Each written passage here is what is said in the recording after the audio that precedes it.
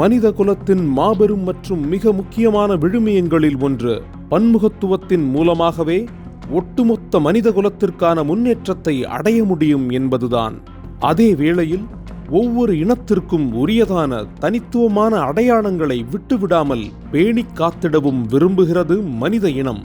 இவ்விரண்டிற்கும் இடையிலான அரசியலைத்தான் அறிஞர் அண்ணா நமக்காக சிந்தித்து தத்துவமாக்கிச் சென்றிருக்கிறார். அண்ணா முன்னிறுத்திய திராவிடம் ஆரியத்திற்கு மாற்றானது, எதிரானது என்பது வெளிப்படையான உண்மையாக இருப்பினும், பிறப்பால் ஆரியத்தைச் சேர்ந்த ஒருவர் உணர்வால் திராவிடராகலாம். ஆரியம் பிறப்பில் இல்லை, அது கருத்தில் உள்ளது. திராவிடராய் பிறந்து சாதியத்தை நெஞ்சில் சுமப்போரும் ஆரியரே என்கிற அவருடைய விரிவும் தெளிவும் அவரை சர்வதேசவாதியாக்குகிறது. எனவேதான் அவரால் நாடு என்பது பூகோள படமல்ல, அங்கு வசிக்கும் மக்களின் உணர்ச்சி தொகுப்பு என்று சொல்ல முடிந்தது.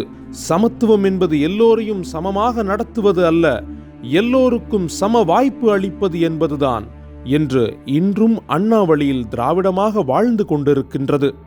எம்ஜிஆர் அண்ணாவை பற்றி கூறுகையில், அரசியல் உலகில் அண்ணா நமக்கு அறிவூட்டும் கடவுள்.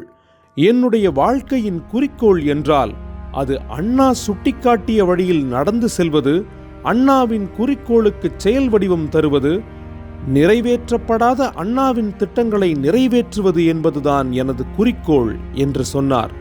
எனவே அண்ணா வழி திராவிடம் என்பது தமிழ் மக்களின் அரசியல். தமிழினம் தன்னைத்தானே ஆண்டு கொள்ளும் கலையினை பழக்கிய ஒரு தலைவனின் வழி. அண்ணாவை, அவருடைய முக்கியத்துவத்தை, அவர் கண்ட திராவிட வழியை இளைய தலைமுறைக்கு அறிமுகப்படுத்தும் விதமாக அண்ணா வழி திராவிடம் என்கிற இந்த இதழ் துவங்கப்பட்டிருக்கின்றது.